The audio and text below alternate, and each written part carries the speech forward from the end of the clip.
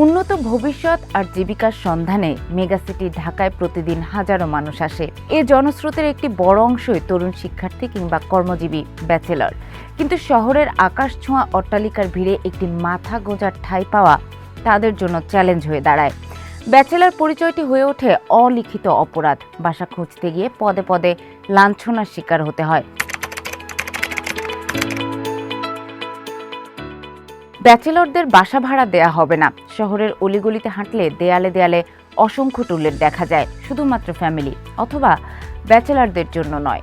বাড়িওয়ালাদের একটি বড় অংশের ধারণা ব্যাচেলর মানে বিশৃঙ্খলা, উচ্চ শব্দে গান বাজানো কিংবা বাসায় আড্ডা। এই নেতিবাচক মানসিকতার কারণে একজন যোগ্যতা সম্পন্ন চাকরিজীবী বা মেধাবী শিক্ষার্থীকেও মাসের পর মাস রাস্তায় রাস্তায় ঘুরতে হয় একটি রুমের জন্য। নারীদের ক্ষেত্রে বাড়িওয়ালা বা প্রতিবেশীদের নজরদারি থাকে চরমে। কে আসছে, কি কাপড় পরছে, কখন বের হচ্ছে, সবকিছু তীক্ষ্ণ নজরে বিচার করা হয়।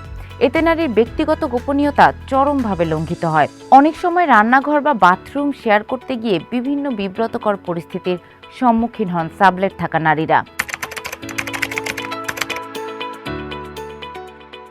বাড়িওয়ালার কড়া শাসন ও চড়া ভাড়ায় বাসা পাওয়া গেলেও ব্যাচেলরদের সাধারণের চেয়ে অনেক বেশি ভাড়া গুনতে হয়। এছাড়া পানির বিল, গ্যাস বিল বা সিকিউরিটি বিলের নামে তাদের কাছ থেকে বাড়তি টাকা আদায় করার প্রবণতা তো আছেই।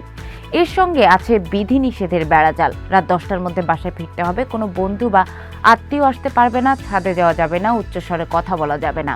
নিজের টাকায় ভাড়া থেকেও ব্যাচেলরদের অনেকটা অনাত্মীয়ের মতো জীবনযাপন করতে হয়। বাসা না পেয়ে অধিকাংশ ব্যাচেলরের শেষ ভরসা হয় মেস। একটি 3 রুমের ফ্ল্যাটে অনেক সময় 10 থেকে 12 জন মানুষ গাদাগাদি করে বসবাস করে। এক রুমে 2-3 জন করে বসবাস করা, কয়েকজন মিলে একটি বাথরুম ব্যবহার আর রান্না নিয়ে প্রতিদিনের অশান্তি মেস জীবনের চিরচেনা রূপ। এখানে প্রাইভেসি বা ব্যক্তিগত গোপনীয়তা বিলাসিতার নাম। মেস জীবনের সবচেয়ে বড় ট্র্যাজেডি হলো খাবার। একই স্বাদের ডাল ভর্তার একঘেয়েমি আর মাঝে মাঝে বুয়ার অনুপস্থিতি পুরো মেসের সদস্যদের জীবন বিষিয়ে তোলে। মিলের হিসাব রাখা নিয়ে বন্ধুদের মধ্যে ভুল বোঝাবুঝি কিংবা বাজারের টাকা নিয়ে মনোমালিন্য হওয়া খুবই সাধারণ ঘটনা। সামাজিক ও মানসিক চাপ অবসান সংকটের এই লড়াই ব্যাচেলরদের ওপর দীর্ঘমেয়াদী মানসিক চাপ তৈরি করে। দিনের পর দিন স্বাচ্ছন্দ্যের বাসা খুঁজে না পেয়ে তারা নিজ শহরেই অবাঞ্ছিত বোধ করে। এতে আত্মবিশ্বাস কমে যায়। সুস্থ ও সুন্দর পরিবেশের অভাব তাদের পড়াশোনা ও কর্মক্ষেত্রেও নেতিবাচক প্রভাব ফেলে। বিশেষজ্ঞরা মনে করেন ব্যাচেলরদের এ সমস্যা সমাধানে রাষ্ট্রীয় ও সামাজিক পর্যায়ে পরিবর্তন প্রয়োজন।